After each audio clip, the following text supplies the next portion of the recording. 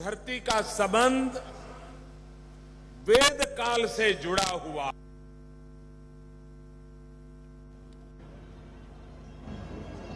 தேர்தல் நெருங்கிக் கொண்டிருக்கிறது. தேர்தலின் இறுதிக்கட்டம் நெருங்கிக் கொண்டிருக்கிறது. நான் உண்மையிலேயே பாக்கியம் பெற்றவன். இந்த புண்ணிய பூமி தரிசனம் செய்வதற்காக நான் இங்கே வந்திருக்கிறேன். இது வேத காலம் தொட்டு மிகவும் புண்ணியம் பெற்றது. और ये वो धरती है जहां कभी नमक का सत्याग्रह हुआ था। गुजरात की धरती पर 1930 में जब महात्मा गांधी आजादी के आंदोलन के लिए दांडी यात्रा निकल करके चले थे, उसी समय इस धरती के मेरे मछुआरा भाइयों बहनों के नेतृत्व में, राजगोपालाचारी जी के नेतृत्व में नमक का सत्याग्रह करके अंग्रेजों के खिलाफ एक लड़ाई लड़ने का काम यहां के लोगों ने किया था। பெரியவர்களே, குஜராத்திலே தண்டியிலே மகாத்மா காந்தி அவர்களுடைய தலைமையிலே உப்பு சத்தியாகிரகம் நடைபெற்றது. அதே போன்று இங்கே வேதாரண்யத்திலும் கூட ராஜகோபாலாச்சாரி அவர்களுடைய தலைமையிலே உப்பு சத்தியாகிரகம் நடைபெற்றது. मुझे यहां के लोग बता रहे थे कि देश की आजादी को 70 साल होंगे, लेकिन मैं पहला प्रधानमंत्री हूं जो इस जिले में आया हूं। நான் இங்க வந்தவங்கள போது ஒன்று சொன்னாங்க, தேசம் விடுதலை பெற்று 70 வருஷம் ஆச்சு. ஆனா இங்கு வந்திருக்கக்கூடிய முதல் பிரதம மந்திரி நான் தான் என்று நான் உங்கள் மூலம் அறிந்தேன். मैं आप सबका बहुत आभारी हूं कि इतनी बड़ी तादाद में आप मुझे आशीर्वाद देने के लिए आए हैं। भारतीय जनता पार्टी के उम्मीदवारों को आशीर्वाद देने के लिए आए हैं और इसके लिए मैं आपका बहुत बहुत आभारी हूं। நான் உங்கள் அனைவருக்குமே மிகவும் நன்றி கடன் பட்டவன். இங்கே இருக்கக்கூடிய மக்களுடைய உற்சாகத்தை பார்த்து நீங்கள் அத்தனை பேரும் எனக்கும் பாரதிய ஜனதா கட்சி சட்டமன்ற வேட்பாளர்களாக போட்டியிடக்கூடிய அனைத்து உறுப்பினர்களுக்கும் ஆசீர்வாதம் செய்வதற்காக இங்கே வந்திருக்கிறேன் என்ற மகிழ்ச்சியை நினைக்கும் பொழுது நான் உங்களுக்கு மிகவும் நன்றியுடையவனாக இருக்கிறேன். ये दृश्य इस बात का गवाह है कि तमिलनाडु की जनता ने अब ये जो दो लोग बारी बारी से सत्ता में आते हैं, कभी इनकी सरकार कभी उनकी सरकार, कभी इनकी सरकार कभी उनकी सरकार, ये दो ही दल तमिलनाडु को अपने कब्जे में लेकर के बैठे हैं। तमिलनाडु से मुक्ति चाहता है, ये दृश्य इस बात का साक्षी कहता है। தமிழ்நாடு மக்கள் தொடர்ந்து தேர்தலை சந்தித்துக் கொண்டிருக்கிறோம். மாற்றி மாற்றி இந்த சைடு அதிமுக, இந்த சைடு திமுக, இந்த ரெண்டு கட்சிக்கு நடுவுல மக்கள் மாற்றி மாற்றி ஓட்டு போட்டுக் கொண்டிருக்கிறார்கள். இந்த இரண்டு கழகங்களிடமிருந்து மக்களுக்கு விடுதலை வாங்கி கொடுப்பதற்காக நான் இங்கே வந்திருக்கிறேன். आप देख लीजिए, हिंदुस्तान में जहां जहां पर भारतीय जनता पार्टी को सरकार चलाने का मौका मिला है, वे सभी राज्य एक ही काम पर ध्यान लगाते हैं और वो काम है विकास। वो काम है किसानों का भला करना, वो काम है नौजवानों को रोजगार देना, वो काम है शिक्षा में सुधार करना, वो काम है अच्छे रास्ते बनाना, अच्छे अस्पताल बनाना, अच्छे स्कूल बनाना। பாரதம் முழுவதும் பாரதிய ஜனதா கட்சியுடைய அரசுகள் இருந்து அவர்களுக்கு ஒரே மந்திரம், ஒரே எண்ணம் வளர்ச்சி ஒன்று மட்டும்தான். அவர்கள் விவசாயத்திற்கு வளர்ச்சி செய்ய வேண்டும், இளைஞர்களுக்கு வேலை வாய்ப்பு ஏற்படுத்தி தர வேண்டும், நல்ல சாலை அமைத்து தர வேண்டும், நல்ல மருத்துவமனை அமைத்து தர வேண்டும் என்ற ஒரே எண்ணத்துடன் செயல்பட்டுக் கொண்டிருக்கிறது பாரதிய ஜனதா கட்சி தலைமையிலான அரசுகள். मैं आपसे एक सवाल पूछ रहा हूं, आप जवाब देंगे? நான் உங்கள்கிட்ட ஒரு கேள்வி கேட்க விரும்புறேன், நீங்க பதில் சொல்லுவீங்களா? जवाब देंगे क्या? சொல்லுவீங்களா? जरा जोर से बताइए ना, जवाब देंगे क्या? சத்தமா சொல்லுங்க, பதில் சொல்லுவான்னு சொல்லிட்டு. आप मुझे बताइए, क्या आपको अपने घरों में, स्कूल में, दुकान में, अस्पताल में 24 घंटे बिजली मिलती है क्या? நீங்க சொல்லுங்க, உங்களுடைய வீடு, உங்களுடைய கடை, உங்களுடைய மருத்துவமனை, உங்களுடைய கல்விக்கூடம் எதுலையாவது 24 மணி நேரம் மின்சாரம் வருதா? नहीं. भाजपा की जहां सरकारें हैं वहां 24 घंटे बिजली मिलती है, यहां पर नहीं मिलती है. பாரதிய ஜனதா கட்சி ஆளக்கூடிய மாநிலங்களிலே 24 மணி நேரமும் மின்சாரம் வந்து கொண்டிருக்கிறது. ஆனா இங்கு கிடையாது. आपको पीने का शुद्ध पानी मिलता है क्या? உங்களுக்கு சுத்தமான குடிநீர் தண்ணீர் தொடர்ந்து கிடைக்கிறதா? नहीं. नहीं मिलता है ना? जरा बहने बताएं, आपको पीने का शुद्ध पानी मिलता है? அம்மா நீங்களே சொல்லுங்க, நல்ல சுத்தமான குடிநீர் கிடைக்குதா உங்களுக்கு? नहीं. आजादी के इतने सालों के बाद पीने का शुद्ध पानी मिलना चाहिए कि नहीं मिलना चाहिए? சுதந்திரம் பெற்று இத்தனை ஆண்டுகள் ஆகிய பிறகு சுத்தமான குடிநீர் கூட கிடைக்கலைன்னா அது என்ன அர்த்தம்? அந்த குடிநீர் கிடைக்கணுமா வேணாமா? और इसलिए मेरे प्यारे भाइयों बहनों, मैं आपके पास विकास के लिए वोट मांगने के लिए आया हूं. அதனால்தான் சகோதர சகோதரிகளே, நான் உங்களிடம் வளர்ச்சிக்காக உங்களிடம் வாக்குகள் கேட்டு வந்திருக்கிறேன்.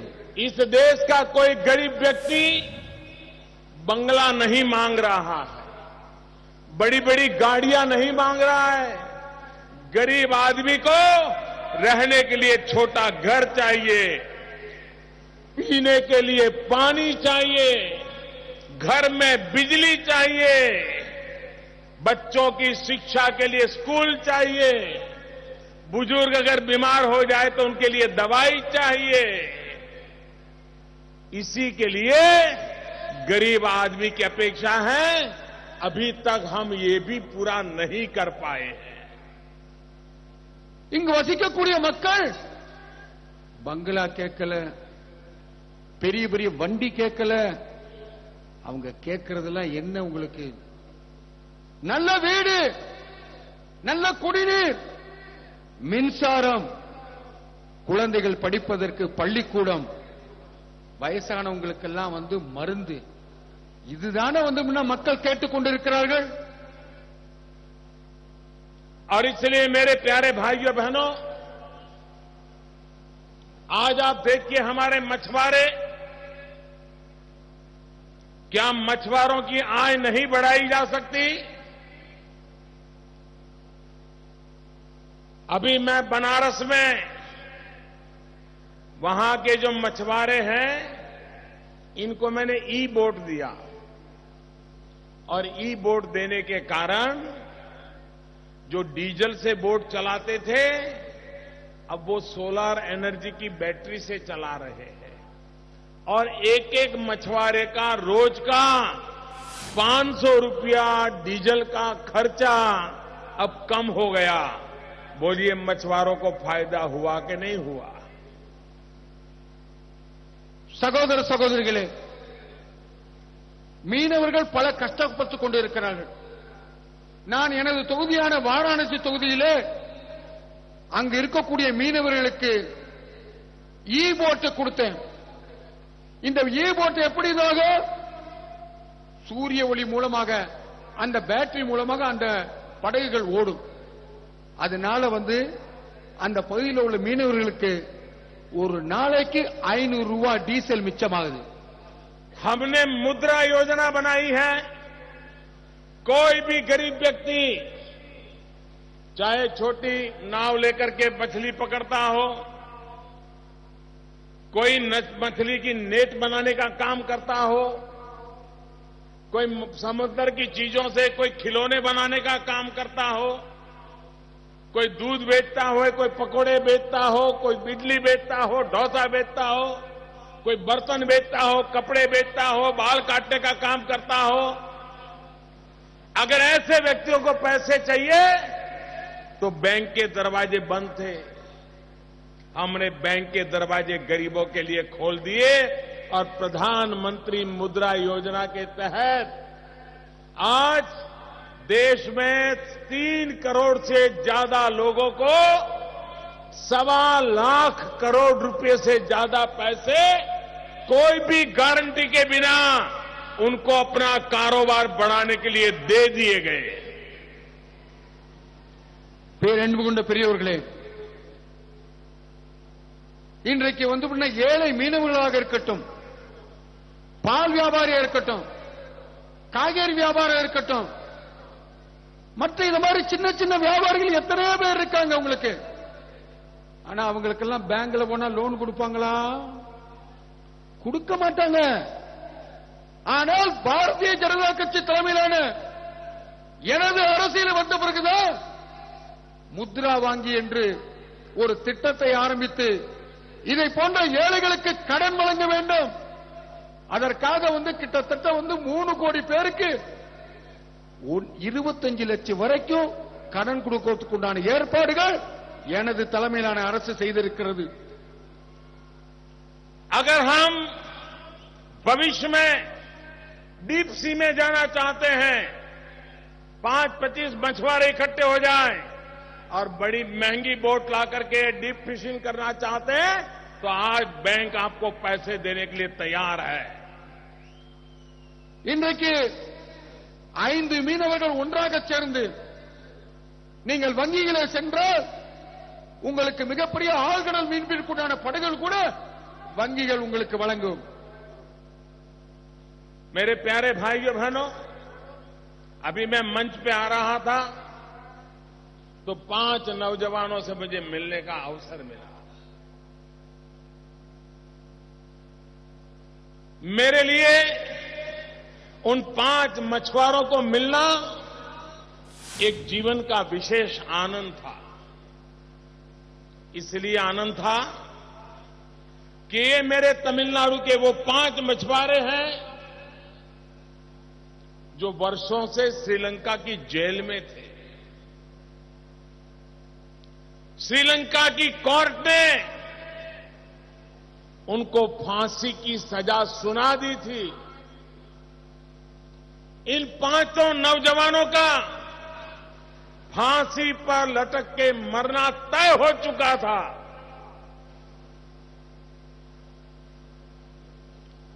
சகோதர சகோதரிகளே, நான் இங்க இறங்கின பொழுது 5 மீனவர்களை பார்த்தேன். இந்த 5 மீனவர்கள் யார் தெரியுமா? இலங்கை அரசினால தூக்கு தண்டனை, மரண தண்டனை விதிக்கப்பட்டு தூக்கு கயிறை முத்தமிடக்கூடிய சூழ்நிலை இருந்தவர்கள். அவர்களை பார்த்தோன்னே எனக்கு மனம் நெகிழ்ந்திருச்சு. मैंने कहा, क्या हम मेरे देश के 5 मछुआरों को क्या फांसी पर लटक करके मरने देंगे? मेरे प्यारे भाइयों बहनों, मैंने सरकार बनाने के बाद श्रीलंका सरकार से बातचीत की, उनको समझाया, इनके परिवार की स्थिति समझाई और मैंने उनको दया की अर्जी की कि इन 5 नौजवानों को आप फांसी पे मत लटकाइए।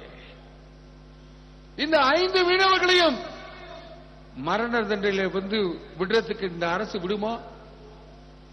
இந்த அரசு 2 வருடம் பதவி ஏற்பட்டு நாங்க செய்த ஒரே வேளை அந்த இலங்கை அரசாங்கத்திடம் சென்று இந்த 5 மீனவர்களும் இறக்கக்கூடாது, அவர்கள் தவறுதலாக வழக்கு புனையப்பட்டிருக்கிறார்கள், அவர்களை விடுதலை செய்ய வேண்டும் என்று கூறினேன்.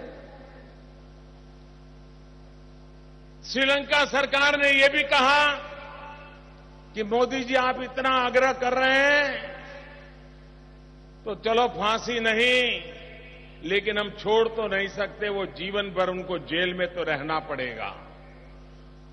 மோடி அவர்களே, நீங்க சொல்றீங்க, அதனால நான் வேணா ஒண்ணு பண்றேன், அவங்களுக்கு மரண தண்டனை கொடுக்காம ஆயுள் தண்டனையா எங்க ஜெயிலேயே வச்சிருக்கேன் அப்படின்னு சொன்னாங்க. मैंने कहा वो तो फिर जीना मरना समान ही है, मैं तो चाहूंगा कि इन बच्चों को वापस दो, उनके मां बाप उनके परिवार के पास मैं पहुंचाना चाहता हूं। எங்க ஜெயில வச்சிருந்தா என்ன, மரண தண்டனை கொடுத்தா என்ன, அதுல ஒன்னும் பெரிய வித்தியாசம் இல்ல.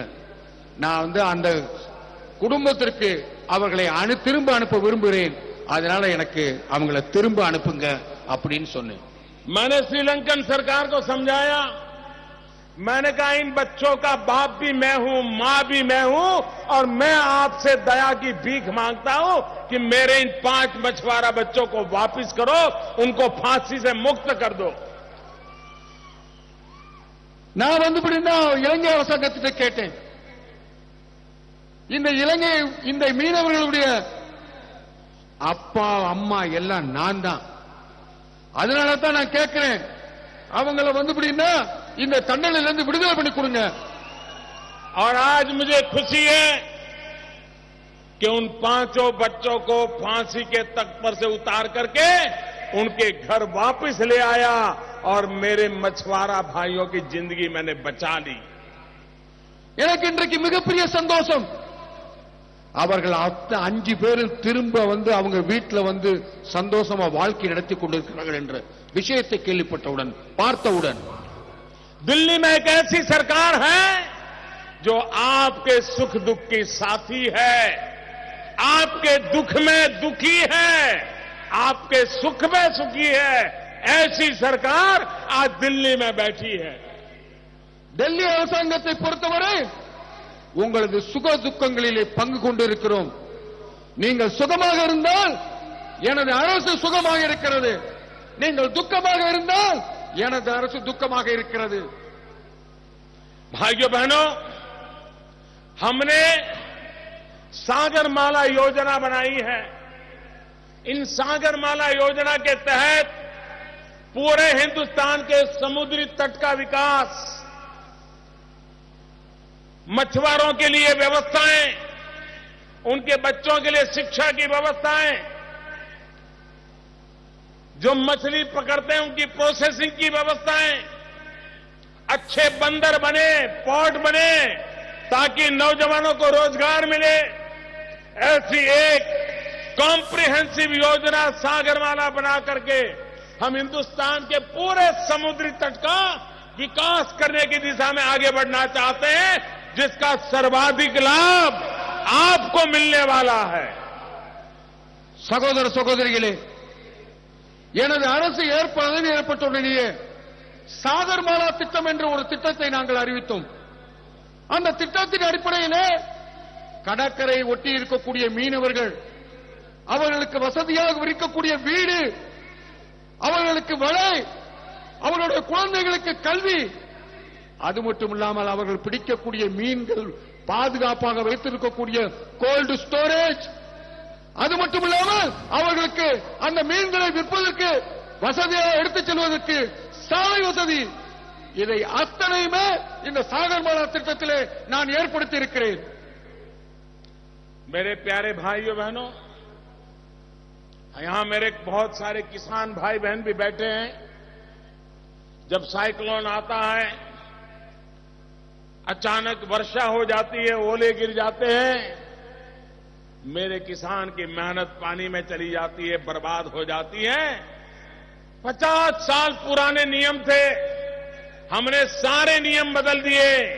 और अगर प्राकृतिक आपदा आती है और किसान की फसल नष्ट हो जाती है तो उसको मदद करने के सारे नियम बदल दिए और सबसे ज्यादा मदद देने का हमने योजना बनाई ताकि मेरे किसान को प्राकृतिक आपदा के कारण कभी परेशान होने की नौबत न आ जाए।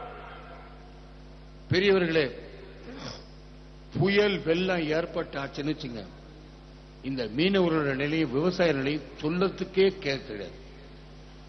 அவங்க 50 வருஷம் பழமையான சட்டத்தை வைத்து அவர்களுக்கு நிவாரணம் வழங்கிக் கொண்டிருந்தார்கள். ஆனால் எனது அரசு ஏற்பட்ட பிறகு இந்த சட்டங்கள் எல்லாம் தூக்கி எறிஞ்சிட்டு விவசாயிகளுக்கும் சரி மீனவர்களுக்கும் சரி உடனடியாக என்ன நிவாரணம் கிடைக்குமோ அதை ஏற்பாடு செய்து கொண்டிருக்கிறோம். हमने प्रधानमंत्री फसल बीमा योजना आपके लिए लाए हैं। ये पहली बार देश की आजादी के बाद प्रधानमंत्री फसल बीमा योजना से किसान के जीवन को सुरक्षा देने का एक बहुत बड़ा अहम कदम दिल्ली की सरकार ने उठाया है।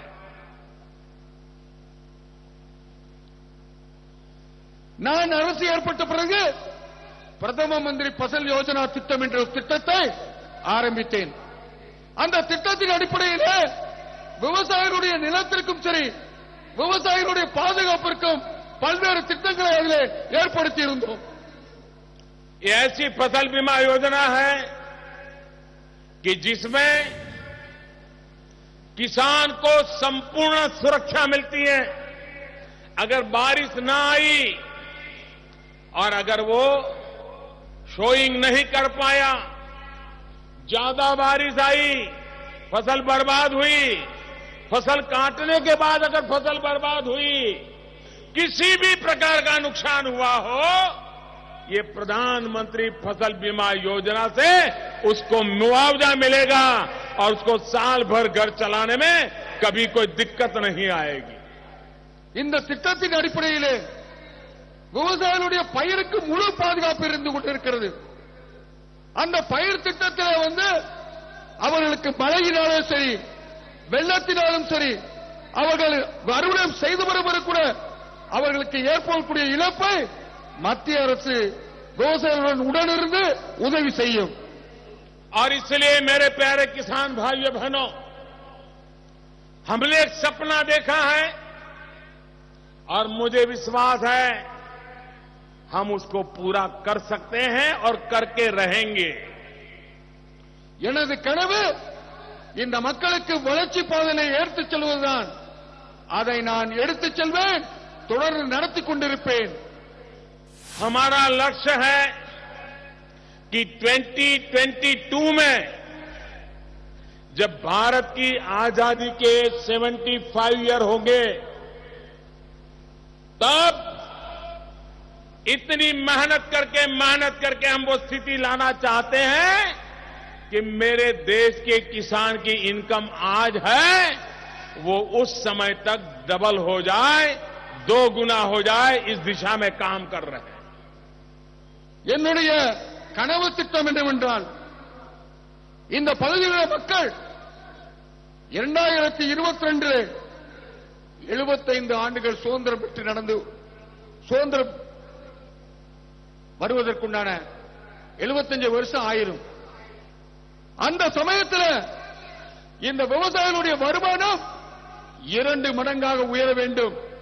அதற்காக இந்த அரசு பல திட்டங்களை செய்து கொண்டிருக்கிறது. और मेरे प्यारे किसान भाइयों बहनों, एक के बाद ऐसी योजनाओं की रचना की है कि जिसके कारण किसान को अनेकविध काम करने का अवसर मिलेगा.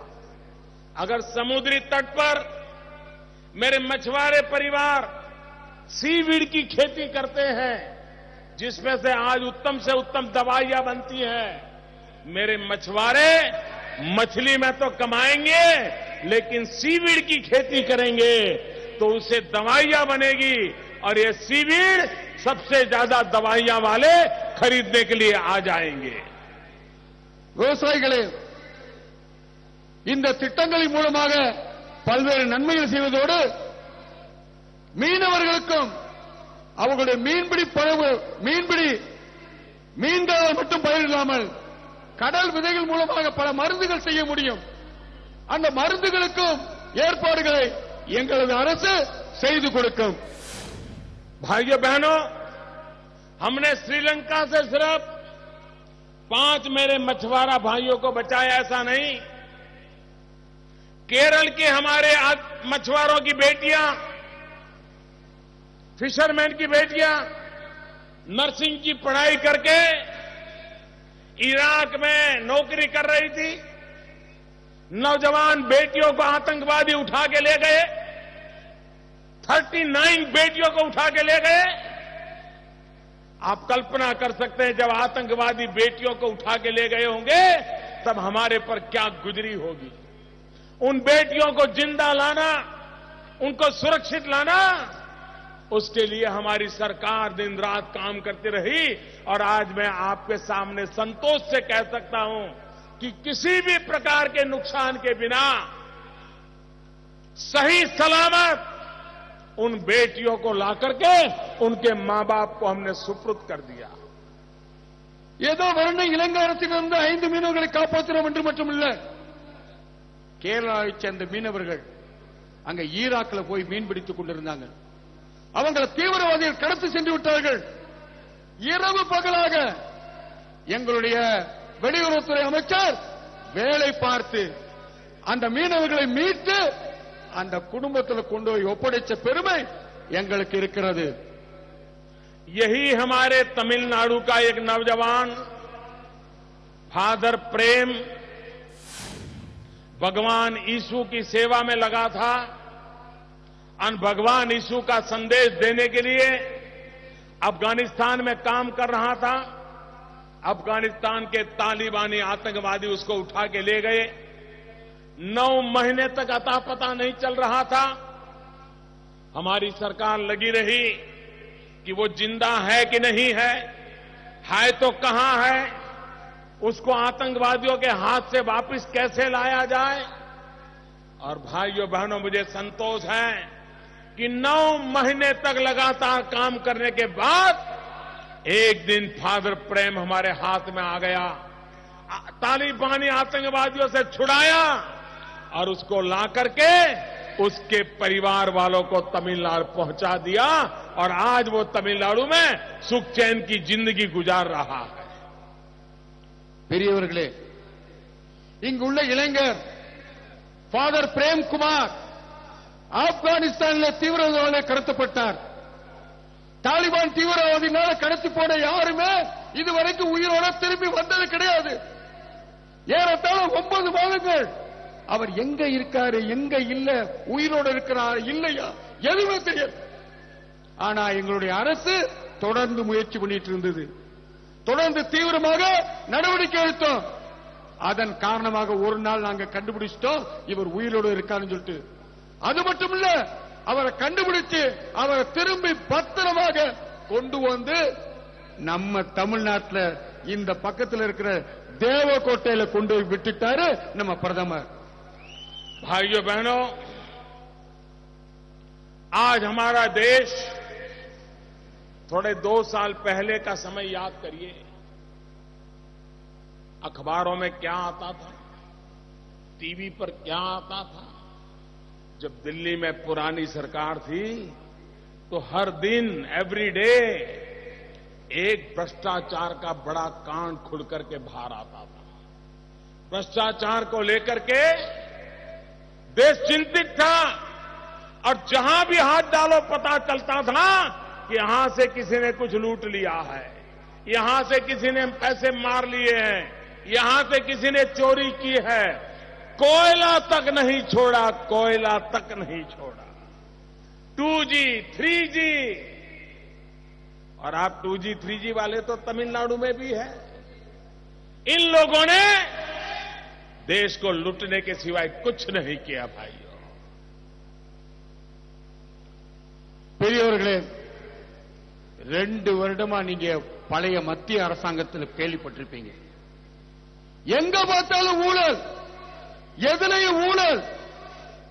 எந்த இடத்துக்கு போனாலுமே வந்து அப்படின்னா டிவிலையும் பத்திரிகையிலையும் நீங்க மாத்தி மாத்தி பார்த்தீங்கன்னா ஊழல் ஊழல் ஊழல் தான் வந்துட்டு இருக்கும். அது வந்து நிலக்கரியில கூட இருக்கலாம், 2Gல 3Gல. இந்த 2Gல 3Gல கொள்ளையடிச்சவங்க இன்னைக்கு தமிழ்நாட்டிலையும் வள வந்துட்டு இருக்காங்க. அது உங்களுக்கும் தெரியும். भ्रष्टाचार ने तमिलनाडु को तबाह करके रखा है. जब तक हम इस देश को भ्रष्टाचार से मुक्त नहीं करेंगे, देश के गरीबों तक पैसा पहुंचने वाला नहीं है, गरीबों का लाभ होने वाला नहीं है. ஊழல் இருக்கும் வரை தமிழகம் வளராது. எங்க ஊழல் இருக்கிறதோ அங்கு வளர்ச்சி அடைய முடியாது. எனவே ஊழல் இல்லாத ஒரு அரசாங்கத்தை நாம் ஏற்படுத்த வேண்டும்.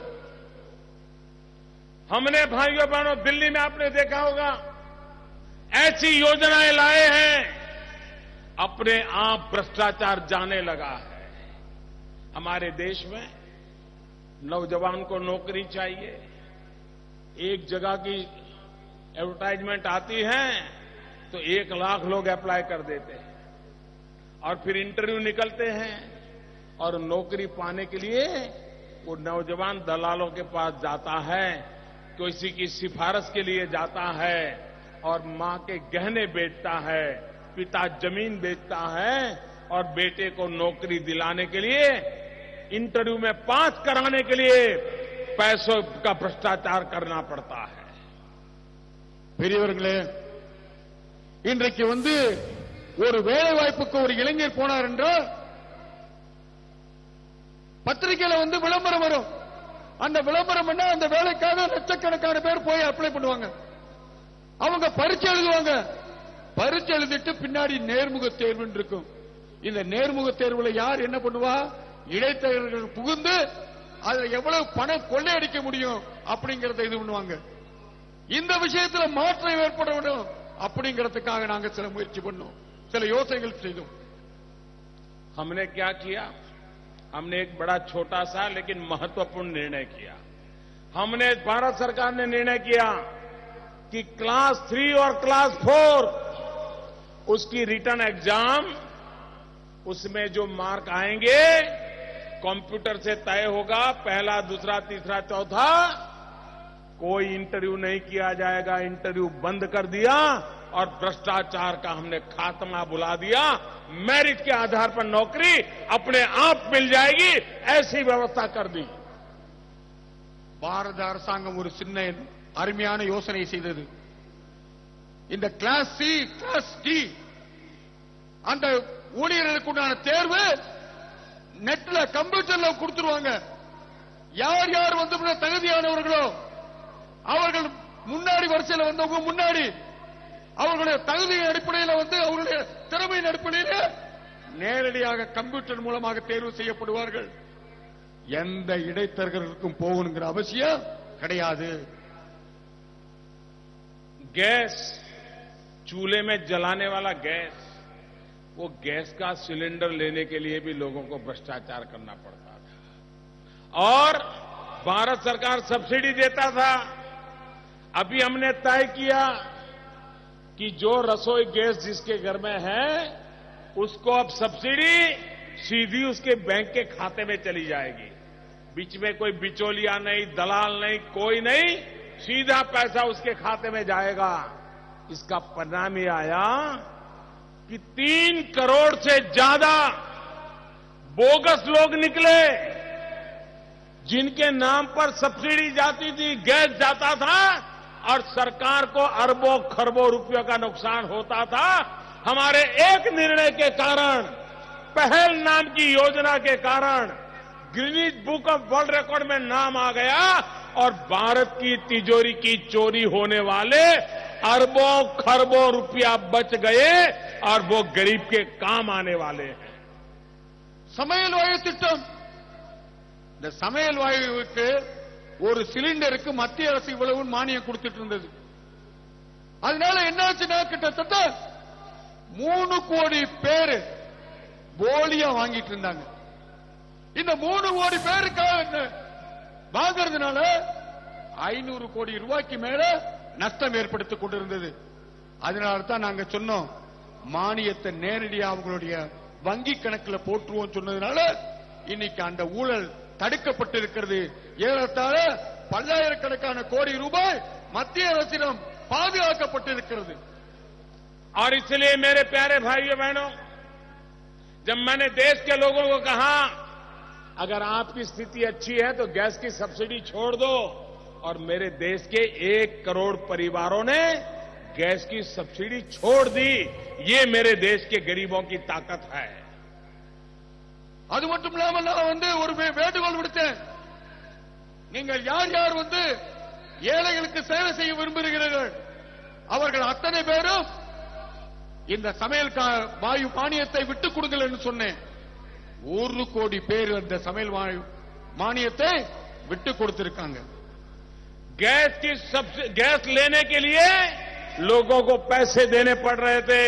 हमने फैसला किया है आने वाले 3 वर्ष में 5 करोड़ गरीब परिवार जो आज लकड़ी के चूल्हे से खाना पकाते हैं, ऐसी माताओं को गैस का चूल्हा मिलेगा. और 5 करोड़ परिवार में जो आज लकड़ी के चूल्हे के धुएं में बीमार होते हैं, उनको मदद करने का हमने निर्णय किया है. பெரியவர்களே, இது மட்டுமல்ல, ஏறத்தாழ என்னோட தாய்மார்கள் நிறைய பேர் விறகடுப்புல சமைச்சிட்டு இருக்காங்க. அவங்களுக்கு உதவுவதற்காக 5 கோடி ஏழை மக்களுக்கு சமையல் எரிவாயு அடுப்பு, அது மட்டுமல்ல சமையல் எரிவாயு இந்த இணைப்பை இலவசமாக கொடுப்பதற்கு எனது அரசு முயற்சி செய்து கொண்டிருக்கிறது. भाइयों बहनों, देश की समस्याओं का समाधान सिर्फ विकास में है. मेरी पार्टी का एक ही मकसद है, विकास. और मैं आपसे चाहता हूं कि आप विकास के लिए वोट कीजिए. भारतीय जनता पार्टी के होनहार उम्मीदवारों को विजयी बनाइए और तमिलनाडु का भाग्य बदलने का हमें अवसर दीजिए. और तमिलनाडु की जिंदगी बदलेगी, आपकी जिंदगी बदलेगी, नौजवान को रोजगार मिलेगा. और इसलिए भारतीय जनता पार्टी को विजयी बनाइए, ये मैं आपसे प्रार्थना करने आया हूं. எங்களை பொறுத்தவரை எங்களுடைய தாரக மந்திரம் வளர்ச்சி, வளர்ச்சி. இந்த நாடு வளர்ச்சி அடைந்தால் ஒன்று மட்டும்தான் ஏழை மக்களுடைய பிரச்சனைகள் தீரும். இந்த வளர்ச்சிக்கு பாரதிய ஜனதா கட்சி உதவும். எங்களுடைய சட்டமன்ற தொகுதி வேட்பாளர்களை நீங்கள் ஆதரிக்கிற மூலமாக இந்த தமிழகமும் வளரும், டெல்லி தமிழகத்தை வளர்க்கும். तमिलनाडु का भाग्य आपकी उंगली में है. अगर अगली उंगली मतदान के दिन सही जगह पर दबाओगे और सही जगह पर वोट दोगे तो तमिलनाडु का भाग्य बदल जाएगा. लोटस पे आप उंगली दबा करके तमिलनाडु का भाग्य लिखिए. यही मेरी आप सबसे प्रार्थना है. भारत माता की जय. தமிழகத்தினுடைய தலைவிதி மாற வேண்டும் என்றால், தமிழகம் தலை நிமிர்ந்து இருக்க வேண்டும் என்றால், நீங்கள் அத்தனை பேரும் தேர்தலில் யோசிச்சு வாக்களிக்கணும். யாருக்கு வாக்களிக்க வேண்டும்? தாமரை சின்னத்திலே நிற்கக்கூடிய வேட்பாளர்களுக்கு நீங்கள் வாக்களிக்க வேண்டும். அதன் மூலமாக தமிழகத்துடைய தலைவிதி மாற்றப்படும் என்ற உறுதியை உங்கள் மத்தியிலே நான் வழங்குகிறேன்.